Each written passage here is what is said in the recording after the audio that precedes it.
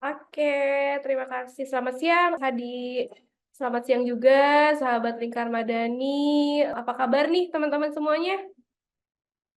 Aku lihat dulu di layar aku. Halo, Kak Dian. Halo, Kak Fahril. Halo, Kak Helen. Oke, semoga kita semua dalam keadaan sehat dan berbahagia selalu ya, teman-teman ya. Sebelumnya aku izin perkenalan dulu ya, teman-teman. Mungkin di sini ada yang sebagian udah kenal aku dan ada yang sebagian juga belum ya. Perkenalkan, aku Indah, yang hari ini akan menemani Mas Hadi untuk di kelas kohort 2. Kalau kemarin di kohort 1 itu ada Mbak Fahira ya. Kalau sekarang gantian jadi aku. Oke, aku juga sebelumnya mau ngucapin terima kasih banyak untuk sahabat Lingkar Madani karena telah bergabung, telah meluangkan waktunya dalam kelas pelatihan daring kapasitas organisasi kohort 2 keuangan strategis organisasi Nirlaba. Jadi ini tuh kelanjutan dari kohort serial keuangan Nirlaba kemarin ya teman-teman ya. Kemarin tuh ada 4 sesi ya. Nah, judul kali ini yaitu upaya menempatkan pengelolaan keuangan sebagai pilar strategis keberlanjutan organisasi masyarakat sipil di Indonesia. Nah, teman-teman, sebelum itu aku mau mengenalkan dulu narasumber kita. Sebelum lebih lanjut ya teman-teman ya, ada Hadi Prayitno atau biasa disebut Mas Hadi. Mas Hadi itu pengalamannya, sorry, sebelum pengalaman kita ke ini dulu ya, akademik backgroundnya itu Mas Hadi Sekolah Tinggi Akuntansi Negara atau STAN ya teman-teman ya, diploma 4 itu pada tahun 1999. Yang kedua itu ada profesional karakter accountant itu ada di 2019. Oke, ini experience-nya banyak banget ya teman-teman ternyata Mas Hadi tuh. Oke, kalau gitu work experience Mas Hadi tuh 10 tahun di pemerintahan teman-teman. 5 tahun lagi, 5 tahunnya itu di swasta. Nah, selebihnya itu Mas Hadi di dunia NGO sebagai praktisi keuangan atau konsultan keuangan dan juga Mas Hadi masih aktif sebagai auditor keuangan, teman-teman. Oke, mungkin sedikit dari aku ya, teman-teman ya, untuk bacain terkait tujuan kegiatan kelas keuangan strategi kali ini. Oke, karena ada 4 sesi, teman-teman. Jadi kita minggu ini 4 hari ya dengan Mas Hadi, tapi secara online. Oke, sesi pertama itu ada pada hari ini ya teman-teman ya, pengantar keuangan strategis organisasi. Nah, jadi sesi ini tuh untuk pengantar awalan kita mengenai tujuan serial keuangan ini dan posisi keuangan strategis dalam pengelolaan organisasi nirlaba. Lalu ada bagian, nanti juga kita ada bagian tanya jawab ya teman-teman ya di akhir, dan juga membangun kesepemahaman dan ada harapan bareng-bareng bersama. Nah, untuk sesi 2 ini memahami kerangka arsitektur keuangan organisasi nirlaba. Itu besok ya teman-teman ya. Nah, sesi ini tuh lebih ngebahas soal pola dan jenis penerimaan biaya ya teman-teman ya. Penerimaan dan biaya gitu. Sampai pola dasar OA dan sedikit kaitannya dengan aturan LK Nirlaba. Oke, selanjutnya itu ada sesi 3 teman-teman. Sesi 3 itu topiknya perencanaan keuangan, penganggaran strategis organisasi nirlaba. Jadi sesi 3 ini tujuannya membawa pemahaman anggaran proyek yang kemudian dikonsolidasikan menjadi anggaran organisasi gitu. Ataupun sebaliknya membagi jenis biaya tetap ke masing-masing proyek gitu teman-teman. Nanti di bagian sesi 3 itu teman-teman tuh lebih ke harus simulatif dan nanti bukan hanya teori aja ya teman-teman ya. Lalu di sesi 4 itu pembentukan cadangan keuangan organisasi nirlaba. Jadi sesi 4 ini termasuk soal analisa keuangan ya teman-teman ya. Dan dari sudut pandang itu baru dibawa kepada kebutuhan pembentukan cadangan keuangan dan bagaimana caranya gitu. Nah, untuk lebih lanjutnya mungkin nanti akan dijelaskan langsung ya teman-teman ya oleh Mas Hadi. Kalau aku sih sebutnya Mas Hadi, kalau teman-teman boleh manggil Mas Hadi atau Kak Hadi kali ya. Boleh apa aja, oke? Mungkin langsung aja aku panggilkan Mas Hadi untuk sesi satu. Itu kita ada pengantar keuangan strategis organisasi. Halo Mas Hadi. Halo Mbak Indah, halo Hadi, teman-teman. gimana? Apakah sudah siap? Atau Siap, mau insya Allah Mbak. ngobrol-ngobrol dulu dengan teman-teman atau langsung aja? Ya, bolehlah ngobrol-ngobrol dulu ya, kan saya belum kenal ya Ah siapa-siapa gitu. saja ya. Boleh Oke, disebutkan Mbak Indah? mungkin di awal kita coba perkenalan dulu kali ya, Mas Hadi ya, sama Ya, teman-teman yang lain. Mungkin aku boleh sorry, Kak Fahril. Halo Kak Fahril, boleh dibantu open mic-nya? Halo Kak, Assalamualaikum. Salam Kak Waalaikumsalam. Fahril, boleh diperkenalkan nama dan organisasinya. Halo Kak Indah, Mas Hadi. Selamat siang. Assalamualaikum warahmatullahi wabarakatuh. Terima kasih. Nama saya Fahril Muhajir dari Lembaga NIPA Indonesia. NIPA ini bergerak di bidang lingkungan, survei, pemetaan, dan penelitian. Di Oh, mana? Mana tuh? Domisili di Makassar. Oh, Makassar. Oke. ada lagi Mas Hadi pertanyaan untuk Kak Fahril? Ya paling enggak nama kantornya apa sama di mana gitu ya, biar siapa tahu kalau ke Oke. Makassar bisa mampir kan. Boleh, boleh dengan senang hati. Iya, terima kasih Kak Fahril. Mungkin selanjutnya ada Kak Asti. Halo Kak Asti. Kak Asti dari Tunas Bahari Maluku. Halo Eh, Kak, Assalamualaikum. Selamat siang menjelang sore. Di saya Asti Syafira Makatita dari Lembaga Tunas Bahari Maluku di Kota Ambon. Oke, salam kenal ya. Salam kenal semua.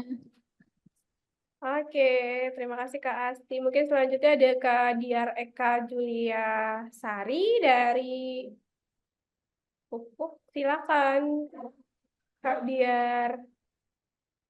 Oke, Kak Diar ini dari Perkumpulan untuk Peningkatan Usaha Kecil di Surabaya. Mas Hadi, Pupuk ya. Betul, Salam oke. kenal, Kak Diar.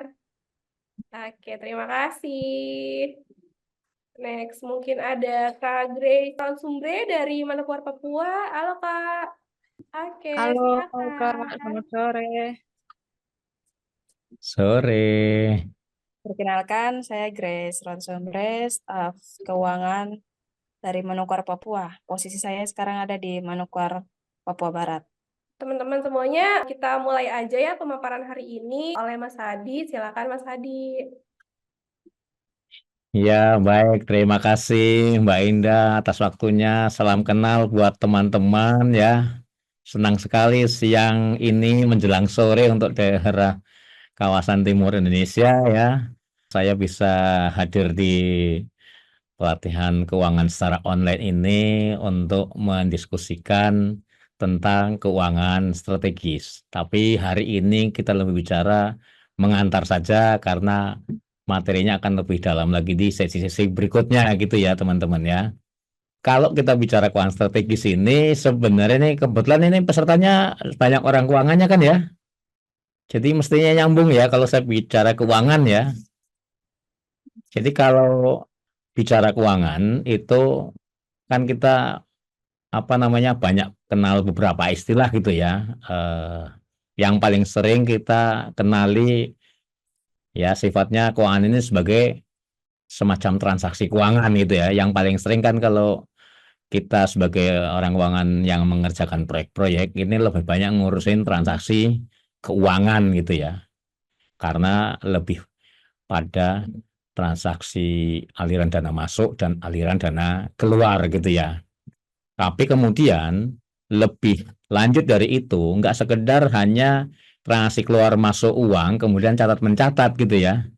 Harusnya kita juga sudah selangkah lebih maju bahwa ngomongin keuangan, maka kita ngomongin pengelolaan atau manajerial gitu ya. Kalau transaksi catat mencatat itu kan imbas dari manajerial. Apa itu manajerial? Berarti kita ngomongin dari ada suatu proses keuangan gitu ya, mekanisme kerja keuangan yang kemudian menghasilkan dokumen. Misalkan ada mekanisme pengajuan uang untuk kegiatan. Kan ini berarti kita bicara pengelolaan tuh. Ada pengajuan, nanti kemudian sampai di approve, ada dokumen-dokumen yang dihasilkan, entah itu TOR, entah itu permintaan uang muka, entah itu nanti kemudian pertanggungjawaban atau yang lainnya. Maka kita bicara manajerial ya, atau manajer keuangan terkait manajerial ya. Lalu yang lebih maju lagi tentu saja yang menjadi semacam apa ya, alat bantu bagi para pihak yang ada di organisasi ya, maka kita akan bicara yang lebih komprehensif, namanya keuangan strategis atau strategic finansial gitu ya. Ini karena kemudian kita akan bicara tidak cuma catat mencatat gitu ya, membukukan, melaporkan, atau ada proses apa namanya mengelola uang tadi, mulai dari minta uang sampai disetujui, sampai pertanggungjawaban atau bayar-bayar kepada vendor. Tapi kemudian kita bicara secara keseluruhan dari semua transaksi yang berproses itu, kemudian nanti masukkan laporan keuangan, kemudian laporan keuangan kita coba analisa, apakah sehat atau tidak, apakah kita salah mengalokasikan sumber daya yang kita miliki, entah itu sumber daya manusia, entah itu sumber daya dana terutama gitu ya, yang mana kemudian ini bisa diefektifkan atau dikelola dengan baik gitu ya, berdasarkan data-data keuangan yang kita miliki, sehingga nanti para manajemen maupun para pengambil keputusan organisasi akan terbantu dari sisi laporan keuangan yang kemudian diberikan tambahan informasi analisa keuangannya, apakah sehat atau mampu bertahan atau bisa tetap berlanjut dan seterusnya gitu ya. Sehingga bicara keuangan strategis, maka bicara tugas orang keuangan dari mulai awal sampai akhir, kemudian hasilnya bisa membantu para pengambil keputusan ya, dalam apa mencari yang terbaik buat organisasi. Kira-kira kita bicara keuangan seperti itu ya. Jadi kalau kita lihat dalam bentuk gambar gitu ya, maka kita yang awalnya kita sampai saat ini masih ngomongin hanya bookkeeping saja, catat mencatat saja atau sebagai bookkeeper, maka kemudian seharusnya kita sudah berperan sebagai tim keuangan yang baik bagi organisasi, karena nanti berbicaranya sudah lebih yang sifatnya komprehensif atau strategis gitu ya. Keuangan strategis itu akan mencakup ya, ini selama ini teman-teman sudah familiar lah ya. Proyek pun kan kita bicara gitu ya, dari mulai bikin penganggaran, kemudian setelah ada penganggaran disetujui dengan oleh donornya, kemudian kita kelola, ada dana masuk, ada dana keluar gitu ya, kemudian nanti kita pertanggungjawabkan dalam bentuk laporan keuangan proyek. Maka secara organisasi pun demikian ya, kita akan memulainya dengan kita akan merancang anggaran yang sifatnya strategis. Tidak sekedar anggaran kayak proyek, anggaran organisasi ini lebih kompleks lagi dan pasti sifatnya strategis. Kenapa strategis? Karena nanti kita akan bicara sebenarnya organisasi kita ini dibangun untuk apa sih? Apa sih rencana kegiatan kita 5 tahun ke depan misalkan gitu ya. Kan pasti ada rencana yang sifatnya strategis seperti itu. Ya, kegiatannya apa saja 5 tahun ke depan, kemudian kan tentu saja dalam 5 tahun ke depan kita akan belah-belah ya. Tahun pertama kita mau capai mana dulu, kegiatan mana dulu, kemudian tahun kedua, tahun ketiga, dan seterusnya. Sehingga kemudian setelah kita tahu kegiatan setiap tahun akan apa saja, maka baru nanti penganggaran akan disusun gitu ya. Artinya butuh dana berapa sih untuk mencapai kegiatan di tahun pertama, tahun kedua, tahun ketiga, dan seterusnya. Maka itulah nanti kita bicara penganggaran sifatnya strategis. Nggak cuma penganggaran setahun ke depan, tapi penganggaran kita 5 tahun ke depan. Sehingga nanti kita akan melihat apakah kemudian dari kegiatan-kegiatan yang direncanakan dari tahun ke tahun, kemudian kita coba hitung anggarannya, kemudian kita bandingkan apakah kita kemudian kegiatan ini ternyata sudah disupport donor, yang belum ini kemudian kita pikirkan mau cari duit dari mana. Ya, maka kita berpikir nanti fundraising kan sebagainya gitu ya. Maka ini kita bicara penganggaran yang sifatnya strategis. Nah, setelah itu tentu saja kemudian nanti kan asumsinya kita sudah anggaran yang selesai, bisa nyantol beberapa donor atau kita punya dana-dana dari selain donor gitu ya. Maka nanti kita bicara pengelolaan keuangan atau ya pengelolaan keuangan strategis gitu ya. Baik dari sisi penerimaannya maupun dari sisi pengeluarannya, termasuk ya nanti apakah kita perlu membentuk cadangan buat organisasi. Ya kalau selama ini mungkin teman-teman familiar lah ya dengan istilah dari proyek-proyek kok kita bisa melakukan saving ya. Saving itu tanda kutip ya.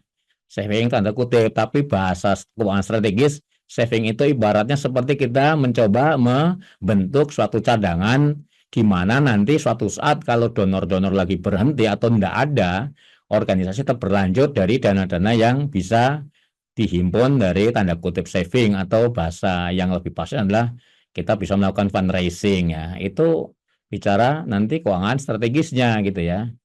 Baru kemudian semua transaksi kegiatan yang berdampak pada keuangan kan harus kita pertanggungjawabkan gitu ya. Kita pertanggungjawabkan tentu saja dalam bentuk pelaporan keuangan. Nah, bicara pelaporan keuangan organisasi, ini tidak semata-mata kayak proyek-proyek. Yang penting laporannya uang masuk, uang keluar, sisa dana proyek berapa, enggak begitu. Bicara laporan keuangan organisasi, maka bicara mengkonsolidasi atau menggabungkan seluruh laporan keuangan proyek-proyek yang kita kerjakan di organisasi gitu ya. Jadi nanti menggabungkan banyak proyek ya menjadi satu kesatuan laporan keuangan organisasi harus ngikutin standar yang berlaku di Indonesia. Ya, mungkin teman-teman sudah familiar mendengar ada dulu namanya standar pelaporan bagi organisasi nirlaba yang namanya dulu PSAK 45 ya. Cuman PSAK 45 sudah dicabut per Desember 2019 sehingga mulai 1 Januari 2020 standar pelaporan keuangan bagi organisasi non-profit ini sudah menggunakan namanya standar ISAK 35. Tetapi karena Indonesia kemudian sekarang menganut mengikuti standar akuntansi keuangan internasional per 1 Januari 2024, beberapa standar akuntansi keuangan di Indonesia mengalami penyesuaian. Ya, digitnya menjadi 3 digit kodenya, yang dulu namanya ISAK 35 sekarang menjadi ISAK 335 per 1 Januari 2024. Nah, laporan keuangan organisasi yang standar ini akan sangat berguna buat organisasi ya, dan tentu saja buat teman-teman keuangan.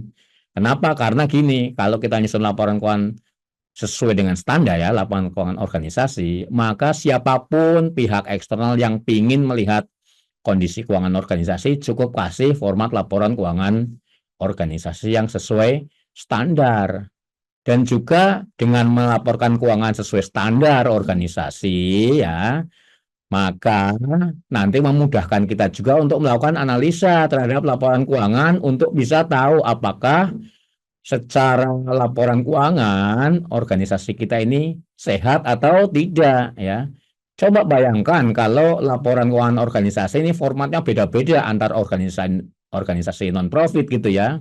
Tentu saja orang luar organisasi ini akan kesulitan untuk menganalisa ini lembaga A ini sehat apa enggak, lembaga B ini bagus apa enggak ada rujukan. Tapi kalau kita membuat laporan keuangan organisasi sesuai standar, memudahkan menganalisa laporan keuangan, termasuk mengetahui apakah keuangan organisasi kita sehat atau tidak. Karena nanti hasil analisa laporan keuangan yang bisa kemudian membahasakan sehat atau tidaknya ini sangat membantu ya manajemen organisasi, baik orang program maupun direktur ya, dalam mengambil keputusan untuk kegiatan-kegiatan berikutnya. Kalau uangnya mungkin kurang kan berarti jauh-jauh hari dari hasil analisa laporan keuangan ini membantu direktur untuk segera mencari pendanaan baru, entah itu melakukan fundraising, entah itu mungkin mencari pinjaman kepada pihak eksternal dan seterusnya, supaya kegiatan tetap terus bisa berlangsung gitu ya, tanpa terhambat ya, karena tadi terlambat mendapat informasi keuangan organisasi seperti apa. Nah, seperti itu kira-kira ininya ya, pembahasan keuangan strategis kita nanti seperti itu. terkait dengan pengelolaan keuangan strategis organisasi, maka ada indikator yang perlu kita perhatikan gitu ya. Beberapa indikator yang kita harus perhatikan dalam rangka dianggap sukses dalam hal keuangan strategis. Ini ada 3 paling tidak yang mesti kita lakukan. Yang pertama tentu saja dalam hal menyusun anggaran, ya tentu saja harus berbasis anggaran yang strategis, jangan hanya berbasis proyek. Kenapa? Kalau bicara anggaran proyek, itu kecenderungannya kita akan mencoba menghabiskan uang sesuai dengan dana yang tersedia dari donor gitu ya. Kan biasanya gitu ya kalau bicara proyek. Tapi kalau bicara konteks organisasi, tidak bisa begitu. Kalau kecenderungan kita kayak proyek dalam mengelola uang organisasi, nanti semua cenderung menghabiskan uang. Tahun depan mungkin kalau donor berhenti ya kita juga ikut berhenti. Kenapa? Karena uangnya berhenti gitu ya. Maka kita harus bisa membuat penganggaran yang sifatnya strategis. Apa penganggaran yang sifat strategis? Ya tentu saja tuh ya, kita harus bisa membuat proyeksi. Proyeksi yang kita harus buat nggak cuma proyeksi biaya. Proyek-proyek selama ini cuma bilang proyeksi biaya. Kalau organisasi bicara 2. Proyeksi biaya termasuk biaya-biaya dari proyek-proyek dengan donor dan juga proyeksi penerimaannya, baik penerimaan dari donor maupun penerimaan yang lainnya. Seperti itu ya. Kemudian juga nanti kita akan bicara diversifikasi penerimaan gitu ya dalam hal penganggaran strategis. Maksudnya diversifikasi penerimaan adalah nggak cuma sekedar mengandalkan uang masuk dari lembaga donor saja, tetapi juga kita harus bisa mendapatkan uang masuk dari sumber-sumber yang lain, termasuk fundraising maupun yang lainnya gitu ya. Itu yang pertama. Kalau kita bisa menerapkan penganggaran strategis, maka itu Anda sudah mencapai indikator sukses yang pertama. Kemudian yang kedua, indikatornya adalah kalau kita berhasil mewujudkan capital reserve atau pencadangan ya. Pencadangan paling tidak untuk operasional. Kenapa harus mencadangkan untuk operasional? Ya, kita harus membangun asumsi ya. Kita harus membangun asumsi bahwa mungkin saja periode ke depan donor-donor mulai berkurang atau bahkan tidak ada atau belum ada donor masuk. Atau mungkin ada jeda antara proyek pertama dengan proyek berikutnya, mungkin nggak langsung nyambung, tapi ada jeda karena ada proses bikin proposal, revisi proposal, diskusi proposal, sampai deal untuk MOU berikutnya. Nah, selama masa jeda tunggu ini kan kita butuh biaya untuk terus berlangsung organisasi. Nah, kalau kita punya cadangan atau kita bisa menyimpan gitu lah ya, untuk operasional saja minimal gitu ya, maka aman gitu ya. Jeda waktu antar MOU berikutnya ini tidak ada masalah karena kita bisa mencadangkan. Nah, bicara cadangan nggak cuman cadangan untuk operasional, organisasi kan juga harus tumbuh gitu ya. Kalau tumbuh kan tentu saja butuh investasi ya. Investasi mungkin untuk aset ya, supaya kerjanya lancar kan harus nambah aset. Laptop 1 ya harus ditambah gitu ya karena orangnya nambah banyak, atau investasi yang lain. Nah, maka kalau kita bisa mewujudkan capital reserve atau cadangan, ini kita sudah bisa mencapai 2 indikator. Lalu indikator yang ketiga bicara keuangan strategis adalah kita harus bisa menyusun analisa terhadap laporan keuangan dan termasuk dalamnya bicara kesehatan keuangan. Apakah dari laporan keuangan yang kita susun secara keseluruhan organisasi kemudian bisa disimpulkan sehat atau tidak ya. Karena dengan demikian nanti ini akan menjadi alat bantu manajemen untuk bisa memutuskan apakah kita bulan depan atau periode depan itu tiarap atau bisa langsung gitu tetap terus berlanjut dan sebagainya. Ini harus didukung dengan hasil analisa terhadap laporan keuangan termasuk informasi kesehatan keuangannya. Siapa yang nyusun adalah orang keuangan gitu ya. Maka 3 indikator ini yang mesti kita capai gitu ya. Kalau nggak 3-tiganya ya mungkin ya dibilang belum sukses gitu ya. Bagaimana mau bilang sukses kalau 3-tiganya nggak bisa kita capai. Mari kita coba bedah satu persatu. Indikator pertama keuangan strategis sukses adalah tadi kalau kita mampu menerapkan penganggaran strategis.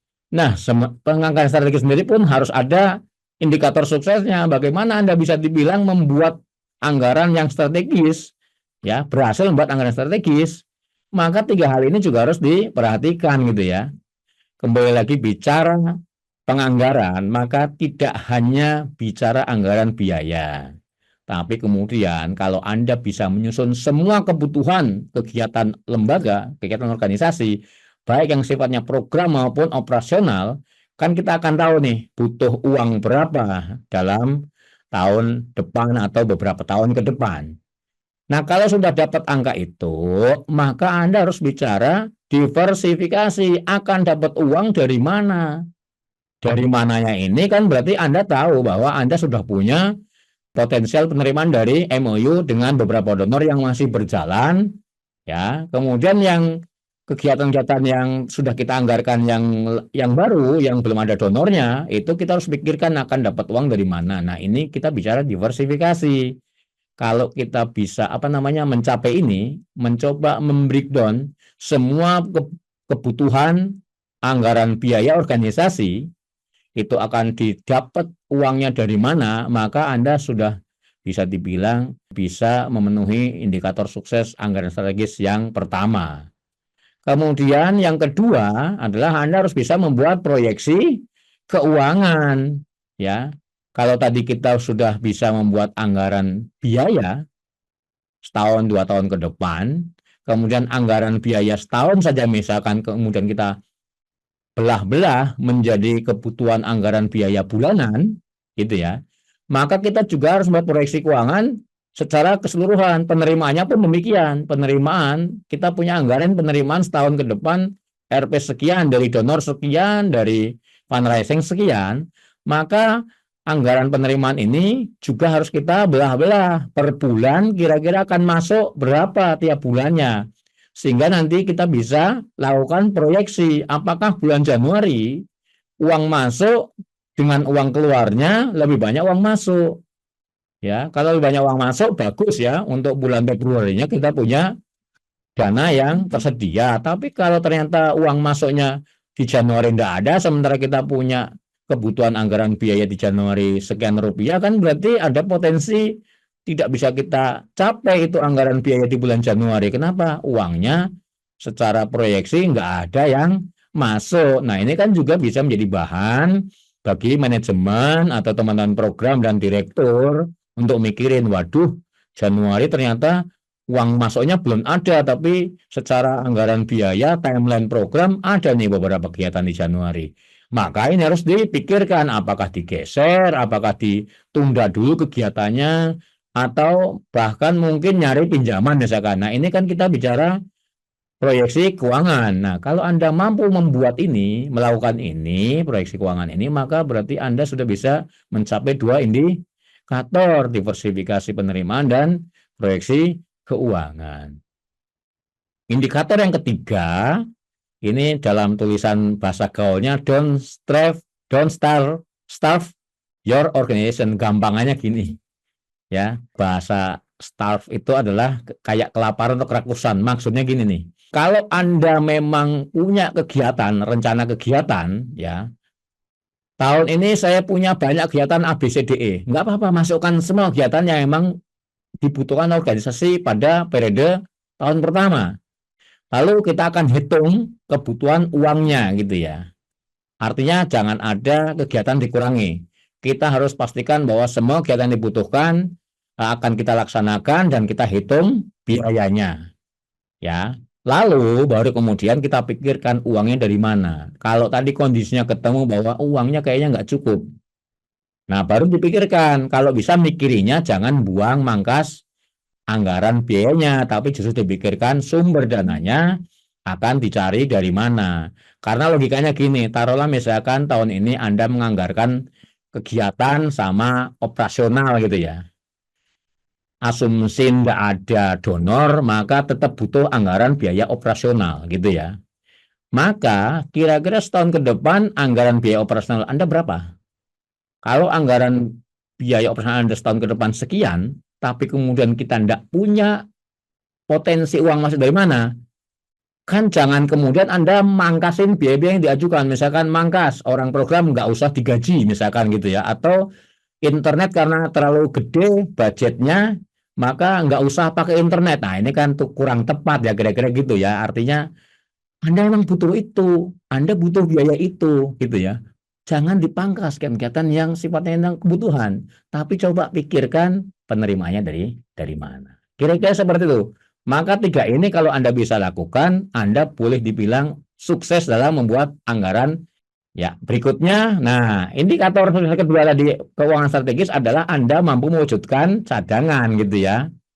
Nah, ini juga nanti ini akan kita bahas di sesi yang hari keempat. Kalau tadi penganggaran kita akan bahas di sesi ketiga gitu ya.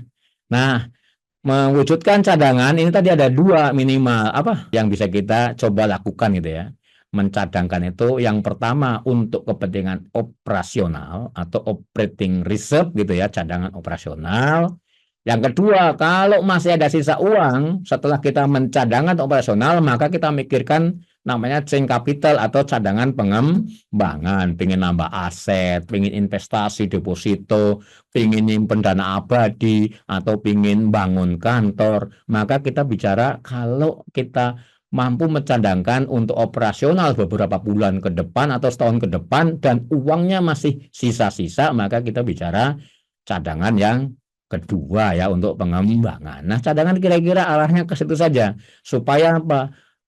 Organisasi ini tidak khawatir ya kalau donor berhenti, kita masih cukup memiliki dana yang bisa tetap menggerakkan organisasi bisa berlangsung terus gitu ya. Tidak proyek selesai, kita juga selesai ya, jangan seperti itu. Ini indikator sukses kedua. Berikutnya yang ketiga adalah bagaimana kemudian kita bisa menyusun analisa laporan dan kesehatan keuangan. Nah, dalam hal menganalisa laporan keuangan ini termasuk kesehatannya ada dua parameter yang harus kita coba analisa. Parameter pertama adalah mengukur tren dan likuiditas keuangan. Artinya tren itu berarti tumbuh gitu ya, dari tahun ke tahun harusnya kita meningkat ininya.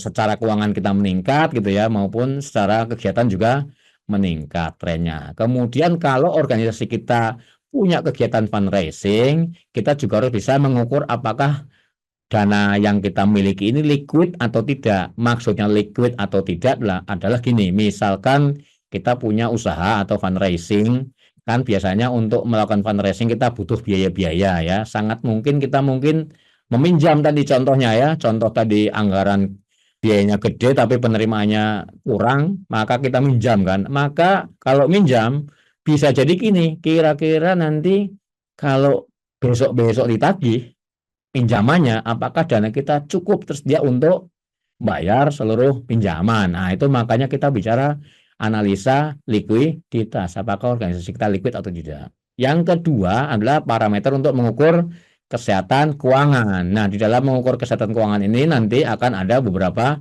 indikator yang akan kita analisa sehingga kita bisa menyimpulkan sehat atau tidak. Next. Nah, mari kita coba pelajarin satu persatu, walaupun nanti di sesi keempat kita akan bahas lebih dalam ya, terkait ngomongin indikator tren, maka kita akan melakukan perbandingan secara horizontal maupun secara vertikal. Kalau secara horizontal ini berarti kita akan melihat perkembangan dari tahun ke tahun ya, baik dalam hal aset kita berkembang atau tidak, maupun dalam hal penerimaan yang bisa kita raih tiap tahun, apakah naik atau tidak. Sedangkan kalau perbandingan secara vertikal, maka kita bicara aset dan penerimaan tadi gitu ya. Aset kita ini misalkan tahun ini aset kita tersebar dalam bentuk kas sekian, bank sekian persen ya, uang muka sekian persen, investasi sekian persen, berasal dari hutang sekian persen gitu, itu namanya analisa vertikal supaya kita tahu ya bahwa ternyata aset kita walaupun tampaknya besar ternyata berasal dari hutang misalkan. Nah, gitu ya. Kemudian juga dari sisi penerimaan, analisa vertikal ini berarti untuk mengetahui apakah penerimaan kita berasal dari ternyata sumbangan dari donor lebih besar daripada fundraising. Kemudian juga ternyata dari uang yang kita bisa dapatkan tahun ini secara 100% ternyata digunakan untuk biaya program sekian persen, untuk biaya fundraising sekian persen, untuk biaya operasional overhead atau manajemen umum sekian Persen itu perbandingan gitu ya. Sedangkan rasio likuiditas ya nanti kalau ada usaha maka kita harus mengukur apakah uang kita tersedia atau liquid atau sebaliknya tidak liquid. Next, Mbak.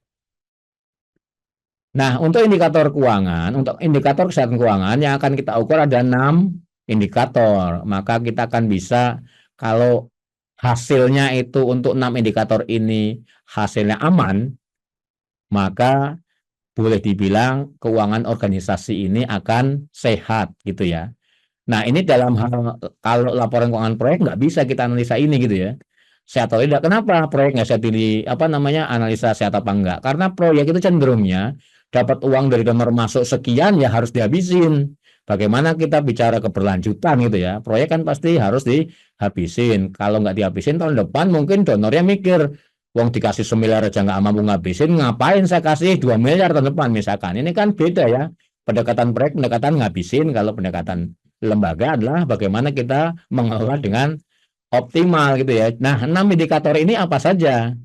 6 indikator ini adalah yang pertama adalah bagaimana kemudian kita harus mengukur indikator ketergantungan donor. Gitu ya. Apa? Kenapa begitu? Karena kita ingin tahu apakah ternyata selama ini uang masuk kita itu sebagian besar dari kerjasama dengan donor. Kalau emang ternyata sebagian besar uang masuk kita dari donor, maka potensinya kalau donor berhenti kita bisa kolaps gitu ya. Sehingga ini perlu kita ukur. Sehingga kalau persentasenya besar, maka bisa jadi kita tidak sehat keuangannya. Kenapa? Semua proyek berhenti, maka kita berhenti. Itu tidak sehat. Lalu indikator yang kedua, kita harus mengukur dana tersedia yang sifatnya bebas, ya, itu mampu menghidupi organisasi beberapa bulan ke depan saat kondisi tidak ada kerjasama dengan lembaga donor misalkan. Nah, itu indikator kedua namanya operating reserve. Kita akan mengukur apakah operating reserve kita aman atau tidak. Bahasa gaulnya nanti kita bicara operating reserve adalah menghitung LUNA. Apa itu LUNA? Liquid Unrestricted Net Asset gitu ya. Itu indikator kedua, nanti hasilnya apakah aman atau tidak, maka kalau aman berarti sehat. Kalau tidak aman ya tidak sehat. Yang ketiga nanti kita akan mengukur kalau untuk cadangan operasional atau operating reserve masih ada sisa, maka kita akan mengukur indikator ketiga. Apakah kita masih bisa mengembangkan organisasi dengan investasi untuk aset misalkan gitu ya, dari dana yang tersedia. Kalau indikator kedua tadi operating reserve aman, maka indikator ketiga bisa kita coba hitung.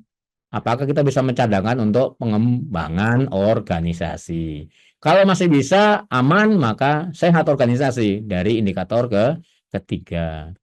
Lalu indikator yang keempat, kita akan mengukur juga biaya-biaya yang kita alokasikan untuk penggalangan donor-donor baru atau pendanaan baru. Namanya indikator resource mobilization and communication investment. Jadi indikator untuk mengukur berapa biaya pendanaan yang kita keluarkan, kita belanjakan sehingga mampu menghasilkan uang masuk sekian rupiah. Nah, ini juga kita akan ada asumsinya, kita akan ada asumsi sekian persen untuk investasi biaya berjejaring dengan donor. Kalau melampaui sekian persen maka tidak aman.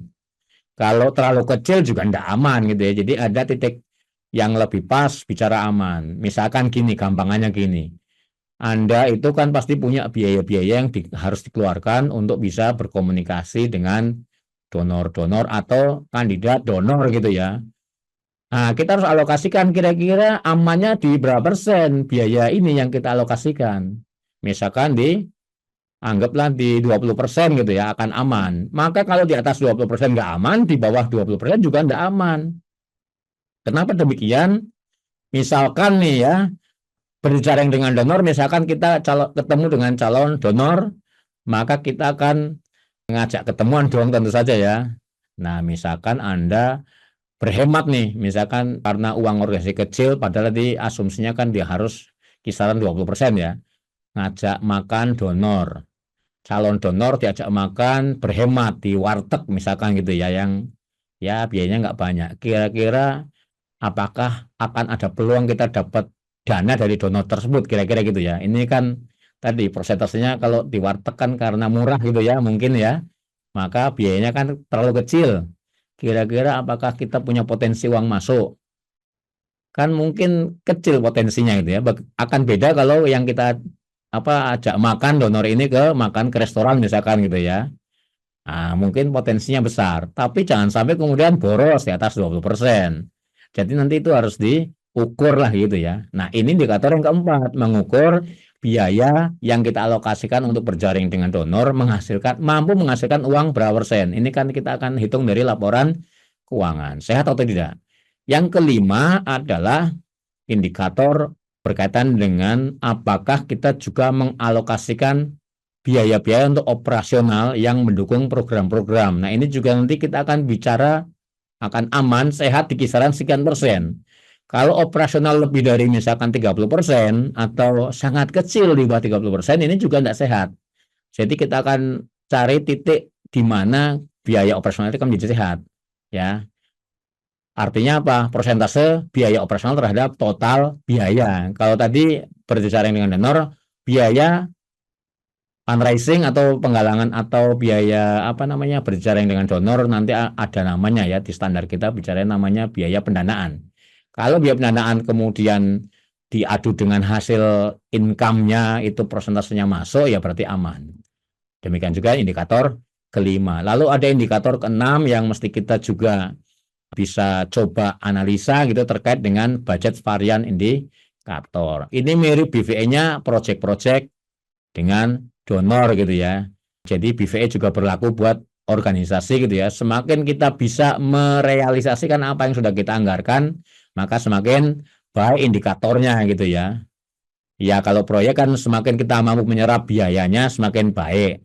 Tapi jangan lupa sisi penerimaannya kan juga harus kita lakukan secara organisasi ya. Kalau secara proyek kan penerimaannya nggak pasti ya, angkanya sekian gitu ya.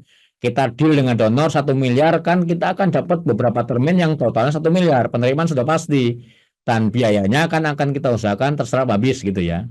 Itu secara proyek. Secara organisasi kan tidak seperti itu. Penerimaannya belum tentu bisa terrealisasi semua. Terutama dari yang fundraising. Nah dari situ maka dilihat variansnya.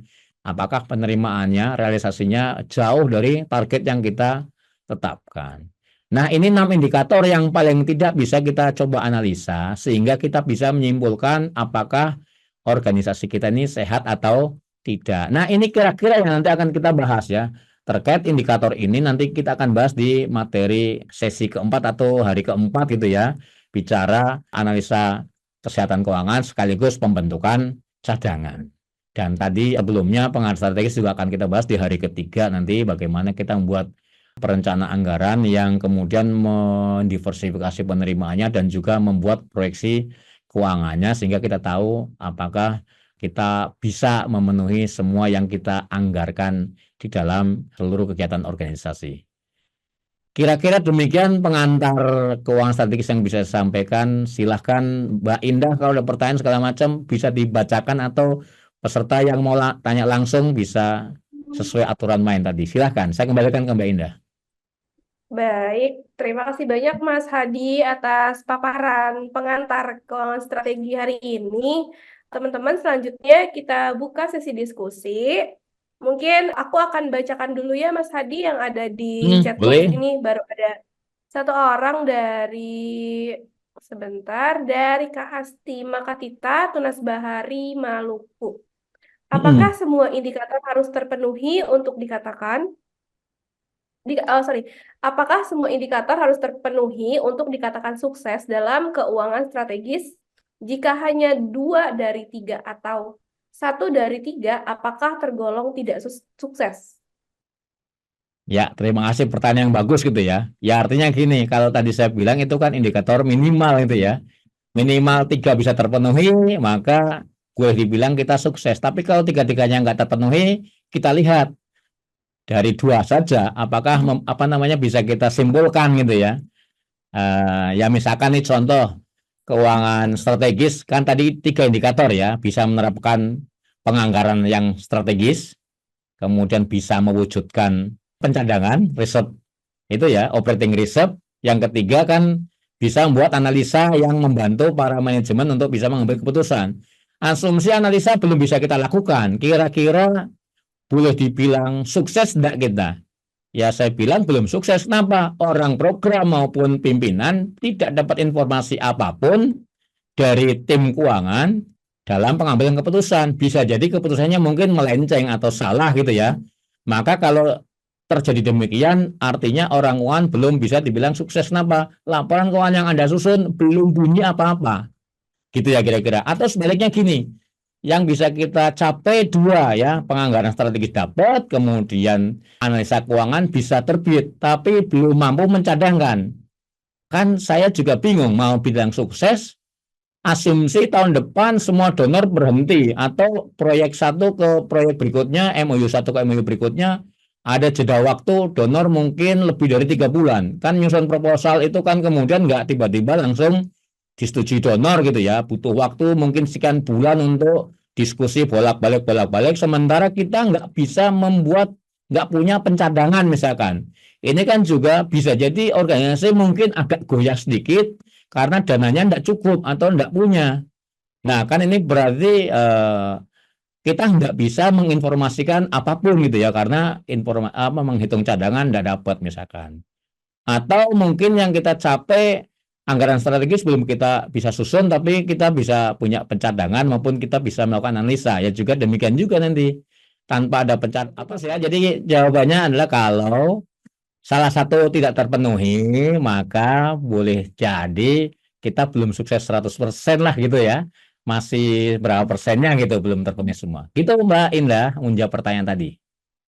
Baik, terima kasih Mas Hadi. Kak Asti, apakah sudah cukup? Atau Kak Asti mau menanggapi jawaban dari Mas Hadi? Oke, baik. Sudah cukup dan sudah jelas. Baik. Oke, langsung aja Mas Hadi. Ini ada pertanyaan lagi dari Kak Arifuddin di FO Indonesia. Izin bertanya, adakah tips cara mengumpulkan cadangan? Kebanyakan kendala di kami tidak paham trik untuk mengumpulkan cadangan, namun tetap kompli dengan aturan donor dan akuntansi. Begitu, Mas Hadi. Iya, baik, terima kasih. Detailnya sebenarnya akan saya jawab di sesi keempat nanti ya, tapi enggak lah. Kisi-kisinya kita buka sekarang untuk menjawab pertanyaan. Bagaimana trik strategi mencadangkan? Tanda kutip selama ini NGO sudah melakukan. Yang tadi saya bilang gitu ya. Biasanya kita mengistilahkan sebagai saving gitu ya. Tapi sebaiknya jangan gunakan istilah saving lah. Yang lebih enak kan bahasanya kontribusi gitu ya. Karena kalau kontribusi kan bahasanya lebih luas, nggak sekedar saving. Tapi fundraising organisasi pun kategorinya nanti bisa jadi penerimanya sebagai kontribusi. Banyak hal yang bisa kita lakukan untuk melakukan pencadangan gitu ya. Dari mulai kita berstrategi mencadangkan tanda kutip saving tadi ya, dari kegiatan-kegiatan yang cuma kerjasama dengan donor saja kita bisa lakukan gitu ya. Nah, kemudian apalagi kalau kita punya kegiatan fundraising sendiri, maka itu usaha-usaha yang bisa kita lakukan untuk membuat pencadangan. Intinya dari semua kegiatan yang kita lakukan, baik kerjasama dengan donor maupun kegiatan sendiri, kita harus bisa menyimpan uang yang kemudian kita alokasikan sebagian untuk yang sifatnya cadangan, yang sebagian lain tentu saja untuk yang lainnya. Nah, apa saja ya nanti kita akan bahas lebih dalam di sesi keempat. Tetapi gini, kita harus memikirkan bagaimana kemudian kita bisa melakukan fundraising. Ya, karena cadangan itu kan bersumber dari fundraising yang kita lakukan, kemudian hasilnya kita alokasikan sekian persen untuk cadangan. Fundraising yang sering kan dari proyek-proyek, tanda kutip ya, dari personel, cost, atau manpower biasanya kan suka dilakukan kontribusi dari proyek.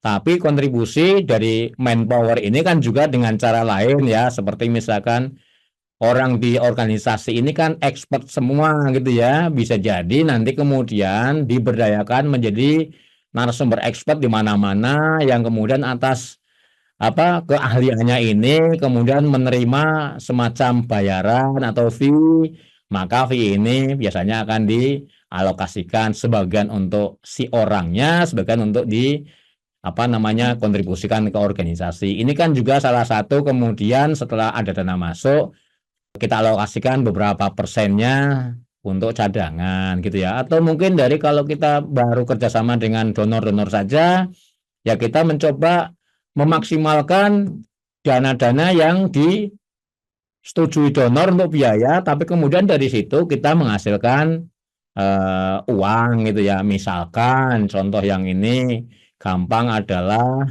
semua donor pasti kalau ada kita ngecas via internet kan mungkin bisa didapat gitu ya, disetujuin ya. Mungkin kantor kita agak luas ya atau sangat luas. Kenapa enggak misalkan kita fundraising dari bandwidth biaya internet yang gede, kemudian kita kayak itu loh yang kafe-kafe ya, pasang wifi 24 jam cuma berkontribusi bayar sekian rupiah. Kan lumayan ya, saya nggak modal untuk bayar internet yang Mbps-nya gede, tapi kemudian dari situ kita bisa dapat uang fundraising. Ini kan juga mengenerate income dari proyek-proyek memaksimalkan dana proyek-proyek yang sudah disepakati donor. Atau bisa juga misalkan jangan selalu kita berpikir bahwa tanda kutip melakukan saving itu harus selalu uang. Bisa saja kalau emang donornya ketat banget, jangan berusaha untuk cari saving dari uang. Tapi mungkin dari bentuk lain yang bukan uang. Misalkan gini ya, proyek kan pasti kalau ada biaya fotokopi lah ya, kan sekarang belum paperless murni nih, masih butuh biaya fotokopi misalkan gitu ya. Mungkin saja kita nanti dengan cara sewa beli ke vendor mesin fotokopi. Kan tiap bulan kalau kita mau fotokopi pakai mesin itu akan ditagih oleh vendornya kan. Anda mau fotokopi tiap bulan sekian lembar nanti keluar tagihan. Tagihan ini kan dibiayai donor. Tapi dengan kita kontrak sewa beli mesin fotokopi kepada vendor mesin fotokopi, mungkin di akhir kontrak nanti kemudian mesin fotokopi itu menjadi miliknya organisasi. Nah ini kan juga tanda kutip saving juga gitu ya. Fundraising tapi bentuknya barang.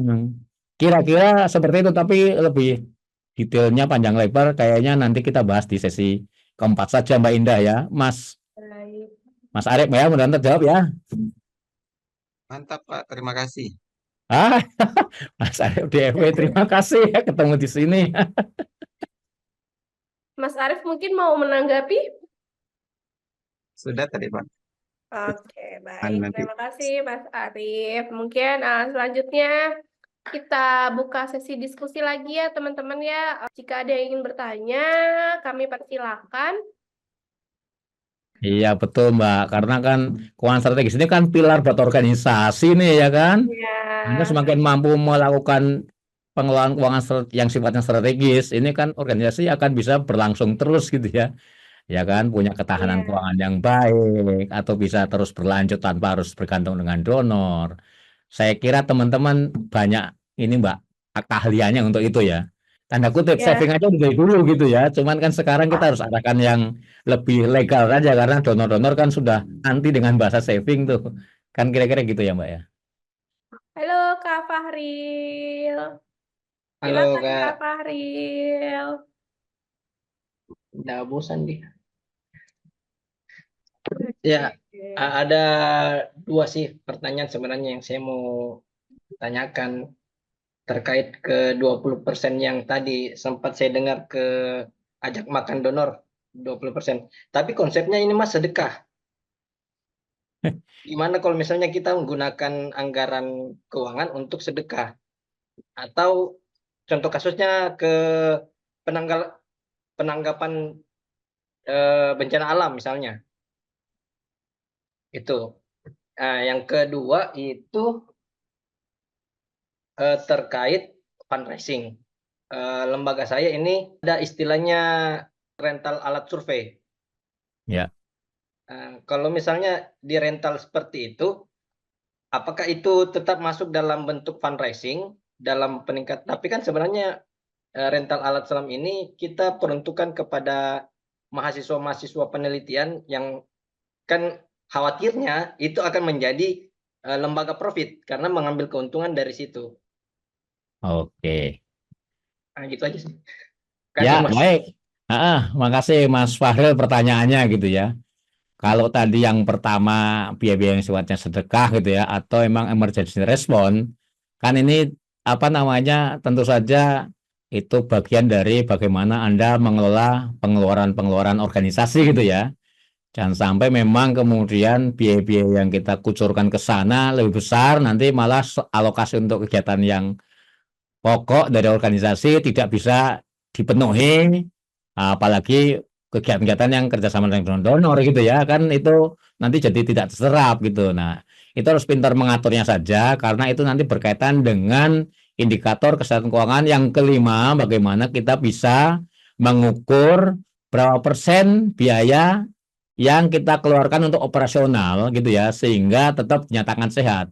Yang pasti kan kita harus membuat semacam asumsi dulu nih, ya. Kan kayak contoh donor aja kalau buka call for proposal itu kan diatur sama mereka ya, 70% atau 80% untuk membiayai program, yang sisanya 20-30% untuk dukungan program atau operasional gitu ya. Nah, ini kan juga berarti donor aja punya rujukan batasan. Nah, demikian juga kita sebagai organisasi, kita juga begitu, harus mencoba mengalokasikan kira-kira yang sifatnya operasional itu ya mirip-mirip lah dengan donor, yang antara 20-30% misalkan gitu ya. Maka tentu saja kalau tadi ada emergency response dan kita harus melakukan itu, ya jangan jor-joran gitu ya, semampunya ketersediaan dana yang kita miliki gitu ya. Dan juga tadi harusnya kita dengan respon gitu ya, membuka ruang untuk fundraising emergency response, sehingga semua kebutuhan tadi biaya untuk emergency response ini bisa di cover dari dana-dana yang memang kita cari untuk itu ya, supaya tidak menggerus operasional yang kita punya gitu, sehingga nanti persentasenya melampaui batasan sehingga jadi nggak sehat organisasinya. Kira-kira seperti itu terkait dengan biaya-biaya tadi sedekah maupun emergency response gitu ya Mas ya. Ya Mas. Jadi kita mungkin ini masuk juga dalam bentuk strategi sih. Jadi dalam bentuk emergency response itu kita supaya uangnya tidak hanya bentuknya sedekah, maka dibuatkan sebuah kegiatan. Misalnya kita memberikan donasi dan itu dijadikan sebagai kegiatan-kegiatan lembaga. Nah, apakah dengan kegiatan-kegiatan seperti itu akan melirik juga donor untuk melihat ternyata kegiatan ini menjadi kegiatan-kegiatan yang dekat dengan masyarakat seperti itu. Ya, terima kasih Mas Fahril. Ya, bisa saja gitu ya. Kan gini, umumnya kan kalau kerjasama dengan donor kondisi normal gitu ya, kecuali memang lembaga kita khususon gitu ya, khususon memang untuk lembaga emergency response gitu ya. Contoh kayak PMI kan memang dia khusus emergency response ya, karena program-programnya kan tanggap darurat bencana atau bantuan-bantuan kemanusiaan yang arahnya ke situ misalkan. Nah, itu kan memang donor-donornya tahu bahwa organisasi ini memang lebih kepada emergency response. Tapi dalam kondisi normal kan kegiatan-kegiatan kita lebih ke sana. Emergency response kan berarti memang kondisi darurat.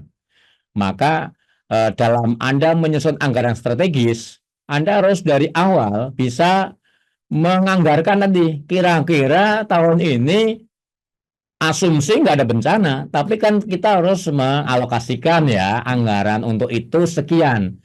Bahwa kemudian tidak terrealisasi, nggak ada bencana, alhamdulillah, jadi tidak terserap gitu ya, tidak terrealisasi biaya itu. Tapi kan dengan kita menganggarkan, maka kita tahu bahwa kebutuhan organisasi itu ternyata butuh RP sekian.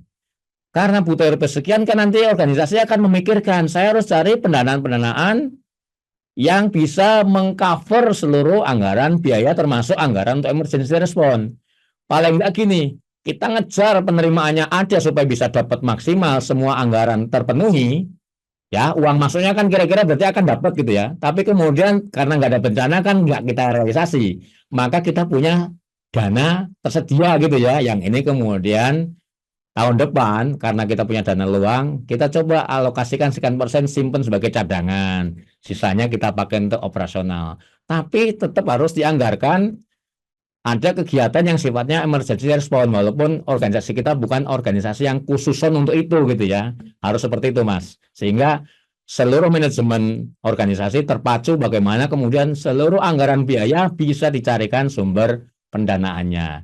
Kalau bisa dapat semuanya, tapi biayanya bisa dihemat, tidak keluar, berarti kita punya dana lebih yang bisa kita cadangkan supaya pencadangan ini menjadi faktor krusial buat organisasi. Asumsi nggak ada donor, kita masih tetap berlangsung ini organisasinya. Kira-kira gitu Mas. Untuk menjawab pertanyaan pertama gitu ya. Tadi pertanyaan kedua, fundraising sewa itu ya. Nah, Jangan salah memang gini nih, organisasi non-profit ya, baik itu yang bentuknya yayasan perkumpulan, kan sekali lagi bahwa kita kan nggak bisa juga selamanya bergantung dana-dana dari donor gitu ya. Kita kan juga harus bisa menghidupi diri sendiri. Menghidupi diri sendiri, fundraising banyak cara ya, dengan cara mencari kontributor lain, kan kategori sumbangan juga, atau fundraisingnya adalah melakukan kegiatan usaha. Ya, selama kegiatan usaha ini memang itu bukan kegiatan pokoknya dalam rangka hanya untuk mendapatkan sumber-sumber pendanaan baru, saya kira tidak akan bersifat dominan ya. Kalau nanti kira-kira Mas menyewakan alat tadi, rental alat ini kemungkinannya akan membesar, artinya potensinya besar, maka kalau bentuk organisasi Anda itu yayasan, saya sarankan memang sebaiknya unit bisnis itu dilepas menjadi entitas terpisah. Karena yayasan itu menurut undang-undang yayasan itu dibatasi kalau melakukan kegiatan usaha, dana yang ditempatkan untuk usaha itu maksimal 25% dari asetnya yayasan. Kalau yayasan, tapi kalau perkumpulan tidak ada batasan. Jadi kalau organisasi Anda badan hukumnya perkumpulan, saya kira nggak ada masalah melakukan kegiatan usaha, nyewa-nyewakan alat tadi gitu ya. Tapi kalau yayasan, kemudian Anda ternyata alat-alatnya diminati banyak orang, membesar gitu ya. Yang nyewa mahasiswa memang, tapi kan mahasiswanya 1.000, yang nyewa kan lumayan besar juga hasilnya kan gitu ya. Maka berpotensi kegiatan ini menghasilkan uang banyak. Sebaiknya kalau bentuk yayasan ini dijadikan entitas tersendiri. PT penyewaan, PT rental alat, kira-kira gitu ya. Supaya organisasi kita yang bentuknya yayasan tetap sesuai dengan idealismenya melakukan kegiatan sosial, tapi bisnisnya dipisah, yang nanti hasilnya disetorkan sebagian ke yayasan sebagai pemilik ininya gitu ya, bisnisnya. Kira-kira gitu Mas. Mudah-mudahan membantu. Membantu sih Mas, tapi Mas bisa lanjut nggak nih? Bisa, sangat bisa. Ya, terkait itu masalah rental merental ini. Iya, Kan yayasan kemudian dilepas entitasnya, ya. dibuatkan. Cuman kan di dalam sepengetahuan saya dalam donor Mm-mm. itu selalu memberikan, misalnya kalau bidding itu ada Mm-mm. 3 perusahaan, Ya, sedangkan kan sudah ada perusahaan yang sudah siap ini yang Mm-mm. untuk rental kayak gituan. Ya. Nah, menekan ininya ada Artinya gini, sebenarnya Anda sudah punya kompetitor gitu ya, yang ya bisnis di rental itu gitu ya. Sementara PT kita pendatang baru ya, newcomer gitu ya. ya Gimana supaya waktu kita bidding, PT-nya kita yang bisa memenangkan bidding, kira-kira gitu ya? ya betul Mas. Oke, kan banyak cara yang bisa kita lakukan secara legal ya kan. Pertama kan tentu saja biasanya gini, kalau kita mau bidding, kan kita akan membuat tolnya dulu gitu ya. Kemudian spesifikasinya pun kita tentukan dulu, baru harga kan. Kan kira-kira gitu ya. Ya Kita membuat dulu tuh tornya sama spesifikasi barangnya dan harga patokannya. Nah, supaya perusahaan kita menang, kan bisa kita misalkan, ya kita kabarin lah kepada PT kita. Kalau kompetitor bisa melayani misalkan dia sebatas menyewakan saja, mungkin kita bisa menyewakan plus antar jemput Pak ininya gitu ya, barangnya atau ada layanan lainnya gitu ya, sehingga secara spesifikasi PT kita unggul walaupun PT kita pendatang baru. Karena apa? Tornya kan sudah mengarah gitu ya.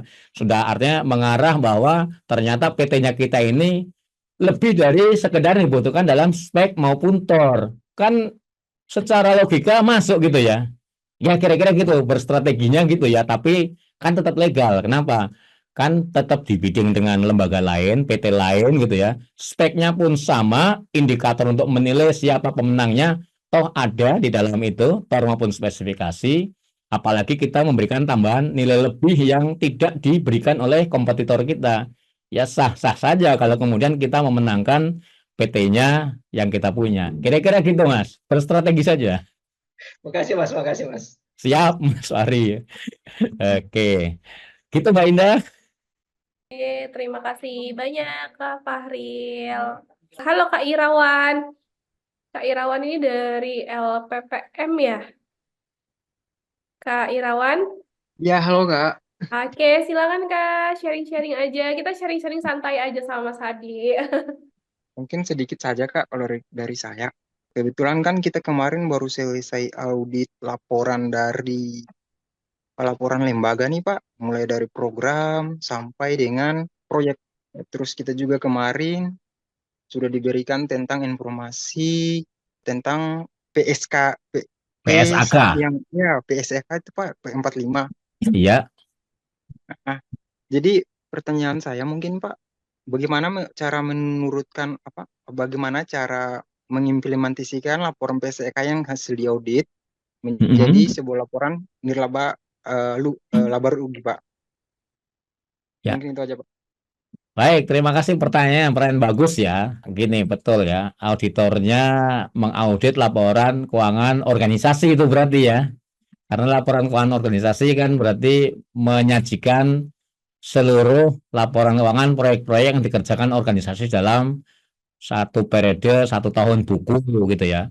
Kalau audit proyek atau program dengan donor biasanya lebih kepada donor itu saja yang diminta.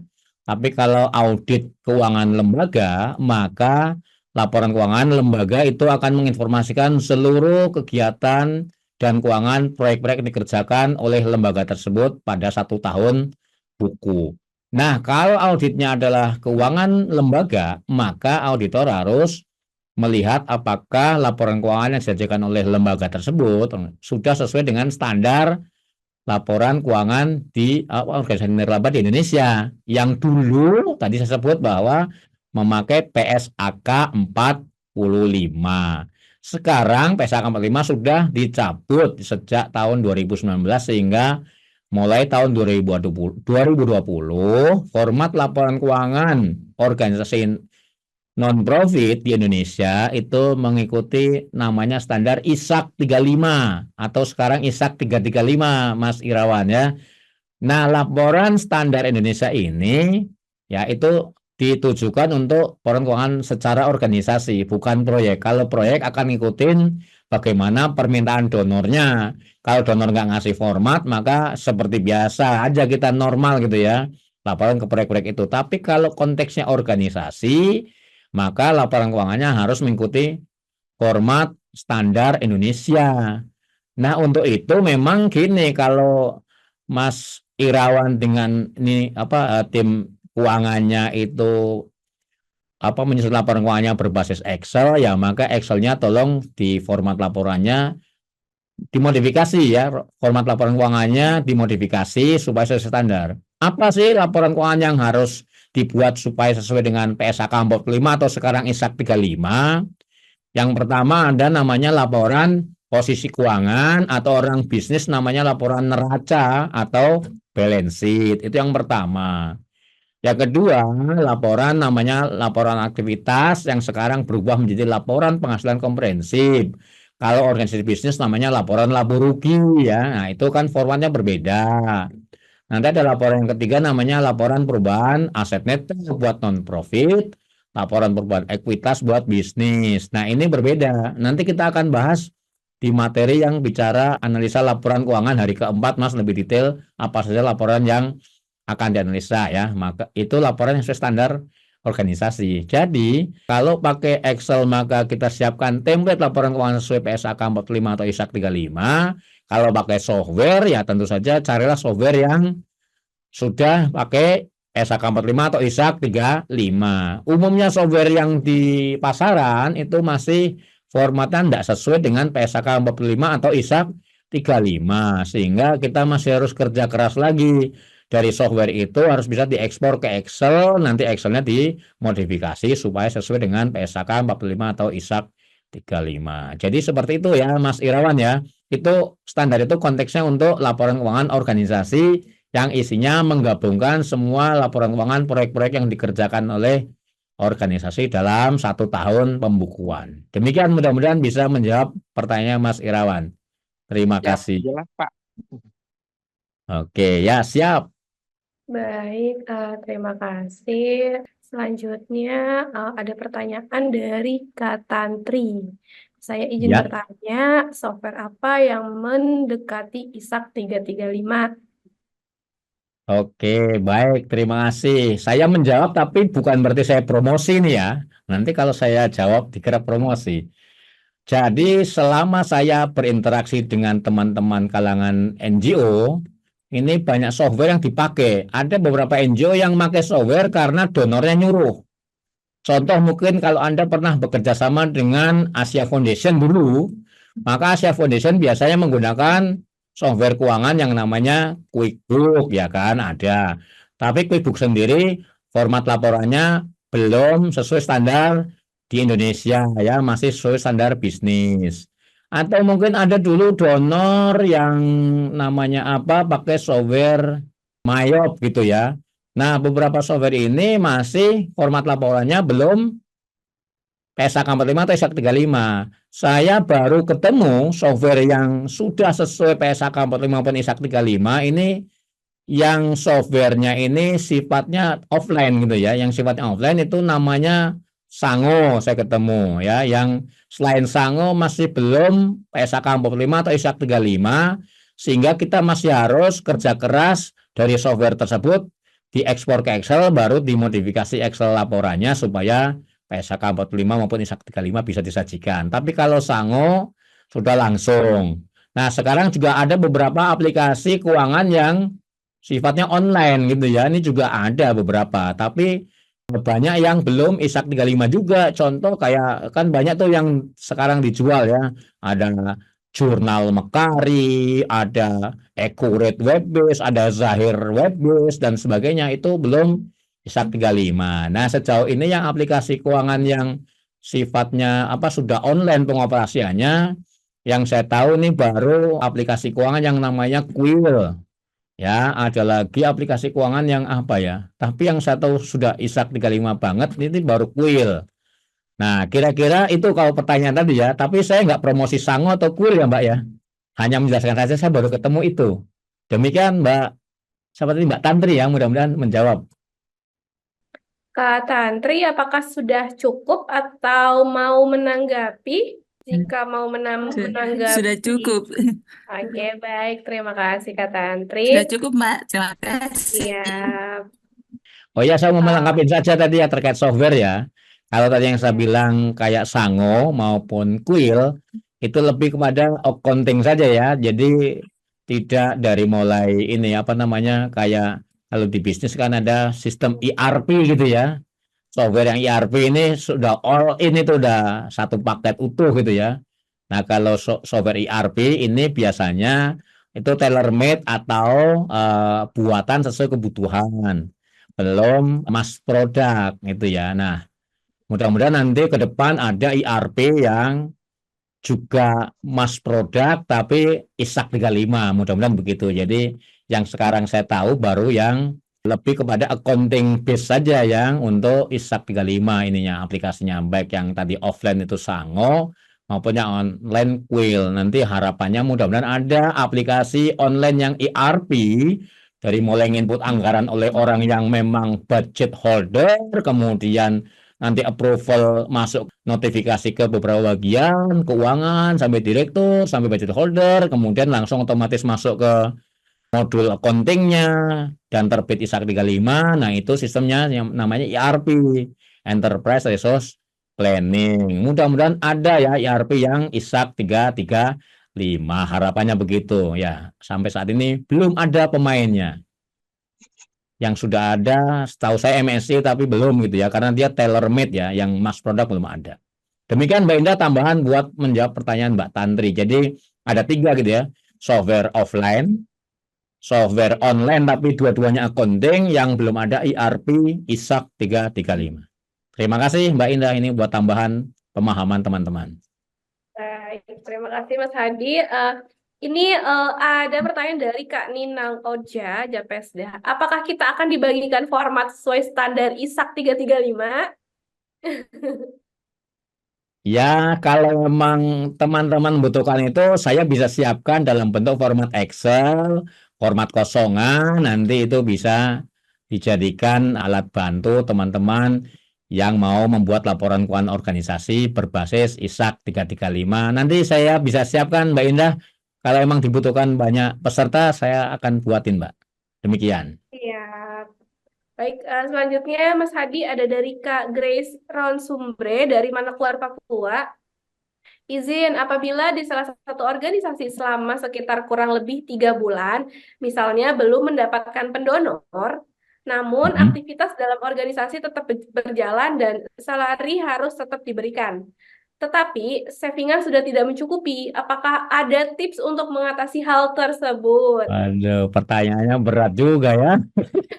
Gimana cara jawabnya? Ini mestinya yang menjawab Pak Direkturnya dulu kan gitu ya. Jadi memang itu ya, tadi kita harus pintar-pintar mendapatkan dana tanda kutip saving gitu ya. Artinya saving itu diupayakan nggak hanya dari kerjasama dengan donor-donor saja, karena kan banyak donor yang sudah ngerti yang beginian.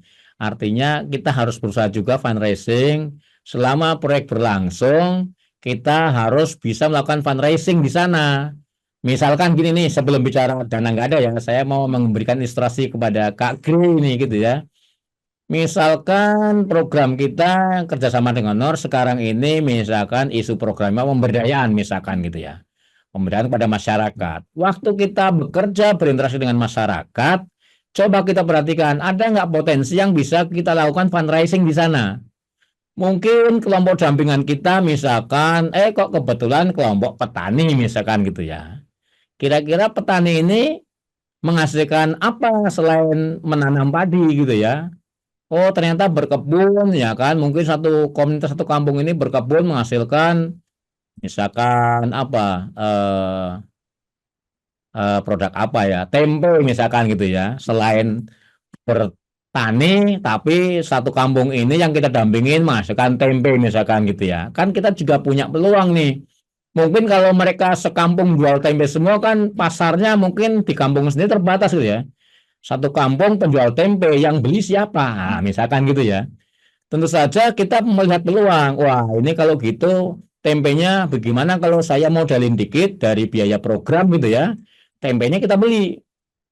Tempe kita beli, mungkin kita kemas dengan kemasan yang baik, lalu kita coba jual, misalkan jangan jual ke pasar tradisional, tapi mungkin kita titipkan ke misalkan supermarket, atau langsung kita jajakan ke orang lain gitu ya, yang kita tahu gitu ya. Kita menjadi penyalur gitu ya. Penyalur tapi kita packing dulu. Kan dari situ kita bisa menghasilkan uang gitu ya. Sementara mempackingnya biayanya bisa dicantolkan ke biaya program. Kan kita kalau dampingan masyarakat nggak ini ya, bisa gimana caranya kemudian mempacking tempe contohnya itu bisa dibiayai dari program. Maka kita kan nggak perlu biaya ekstra untuk bisa menjual tempe yang sudah kita kemas dengan baik. Atau sekarang tren mungkin ada kopi gitu ya yang dijual gitu ya. Kan suka tuh banyak NGO sekarang menampung kopi produk masyarakat kemudian dibuat kemasan dengan seunik mungkin dari masing-masing NGO ini yang punya ini kemudian dijual. Nah, mereka kan punya kenalan kafe-kafe tertentu yang itu kemudian bisa menambah fundraising organisasi. Tapi kalau terpaksanya kita tidak punya uang sama sekali saving, kemudian ternyata proyek berhenti dan kita butuh waktu beberapa bulan untuk melakukan kerjasama dengan donor baru, sementara uang kita nggak ada, maka tentu saja Pak Direktur barangkali punya kebijakan gitu ya. Sementara kita kerja bakti dulu misalkan, tidak gajian dulu selama belum ada donor, tapi dicatat sebagai nanti komitmen organisasi begitu ada dana masuk atau kemudian nanti ada donor baru. Nah, ini bisa kita coba cantolkan gitu ya.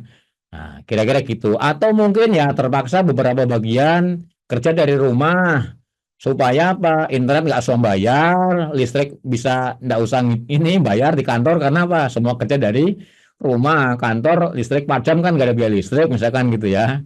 Atau internet dimatiin dulu dari internet misalkan. Tapi kan itu sangat ekstrim gitu ya. Sehingga memang sebisa mungkin sudah dipikirkan jauh-jauh hari dalam menyusun penganggaran, kita harus selalu bisa menyimpan uang untuk jaga-jaga. Nah, ini yang disebut cadangan operasional, jaga-jaga supaya kita punya simpanan beberapa bulan ke depan bisa hidup organisasinya walaupun proyek berhenti atau sedang berlangsung negosiasi dengan donor. Kan kita sangat mengenali donor-donor kita nih. Kita tahu misalkan donor A Ini antara MOU 1 ke MOU kedua ini jedanya bisa 3 bulan 4 bulan ya, berarti paling enggak kita bisa punya simpanan senilai untuk 3 bulan maupun 4 bulan menghidupi organisasi, gaji sekian orang, operasional kantor selama 4 bulan seperti itu. Kira-kira seperti itu Mbak ya, tapi kalau nggak ada duit sama sekali, pilihannya adalah terserah kepada manajemen organisasi apa pilihan yang bisa diambil gitu ya. Biasanya terpaksa dirumahkan atau nggak gajian dulu, nanti baru dirapel kalau memang sudah punya dana, kira-kira gitu. Mudah-mudahan menjawab pertanyaannya Mbak Gre ya. Silahkan Mbak Indah. Kak Gray, apakah ada tanggapan terkait jawaban dari Mas Hadi? Mungkin boleh open mic aja Kak kalau ada tanggapan, apa sudah cukup? Sudah cukup, Kak. Terima kasih. Baik, ini juga ada tanggapan nih Mas Hadi dari Kak Oh iya. Nuryani. Mm-mm. Kami melakukan juga seperti itu Pak. Bila cadangan operasional terbatas, sangat efisiensi gitu. Efisiensinya berarti itu ya dirumahkan dulu gitu ya. Gaji dikomitmenkan dulu gitu ya. Dibayarnya nanti kalau sudah punya uang. Tapi banyak kok NGO yang begitu, apa boleh buat ya, karena emang tadi indikator sukses yang kedua mewujudkan pencadangan ini belum berjalan gitu ya, apa boleh buat. Artinya belum sehat ya, karena terpaksa merumahkan orang kan gitu. Demikian Mbak Indah.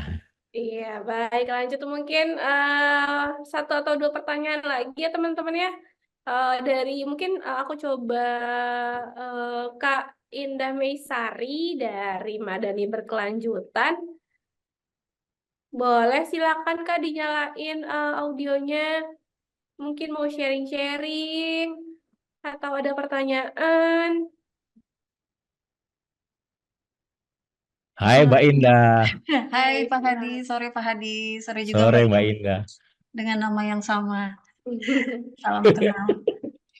Dari saya sih menyimak penjelasan Pak Hadi tadi, saya cukup puas dan sepertinya sampai saat ini belum ada pertanyaan, tapi ada beberapa catatan yang mungkin nanti berjalannya waktu bisa saya tanyakan gitu. Tapi untuk saat ini sih kayaknya penjelasan Pak Hadi sudah cukup clear gitu. Terima kasih banyak Pak Hadi, Mbak Indah. Baik, terima kasih Kak Indah. Sama juga ya namanya. Iya sama ya, Indah Iya dua. sama Mbak. Siap Mas Hadi. Mungkin sebelum closing statement dari Mas Hadi atau closing dari aku boleh minta tolong teman-teman untuk nyalain kameranya dulu. Kita foto bersama dulu. Oke? Silakan kakak-kakak boleh dibantu open cam-nya. Oke, aku hitung sampai 3 ya teman-teman ya. Mas Hadi, semua siap. 1, 2, 3, cheese. Oke, sekali lagi kayak bebas boleh ya. 1, 2, 3. Oke. Silakan Mas Hadi closing statement untuk sesi pertama ini. Ya, terima kasih. Barangkali gini, karena masih pengantar, closing statement saya adalah bahwa keuangan strategis itu adalah pilar bagi keberlanjutan organisasi, khususnya dalam hal ketahanan maupun ketangguhan keuangan gitu ya. Sehingga mari kita sebagai orang keuangan sudah mulai berpikir strategis jangka panjang, nggak cuma setahun atau sekian bulan dan tidak berbasis proyek gitu ya. Mari berbasis organisasi. Mari kita mulai pikirkan bahwa kita harus tetap berlanjut dengan cara memaksimalkan dana-dana yang ada sehingga kita bisa punya cadangan atau bahkan bisa melakukan fundraising yang lebih luas lagi dengan misalkan punya kegiatan usaha. Barangkali itu yang bisa saya berikan Mbak Indah, silahkan. Baik, terima kasih Mas Hadi atas paparannya hari ini, sesi pengantar keuangan strategi nilaba. Semoga apa yang sudah dihantarkan dan dijelaskan oleh Mas Hadi itu sangat bermanfaat untuk kita ataupun organisasi yang teman-teman jalani. Terima kasih banyak juga teman-teman atas partisipasinya hari ini. Semoga teman-teman sehat selalu. Itu aja teman-teman dari aku. Terima kasih banyak. Terima kasih Mas Hadi. Terima kasih Terima teman-teman. kasih Sehat Mbak. selalu. Sampai ketemu di kelas besok teman-teman. Sehat selalu. Terima kasih. Oke, terima kasih. Sampai Terima ketemu kasih besok. banyak.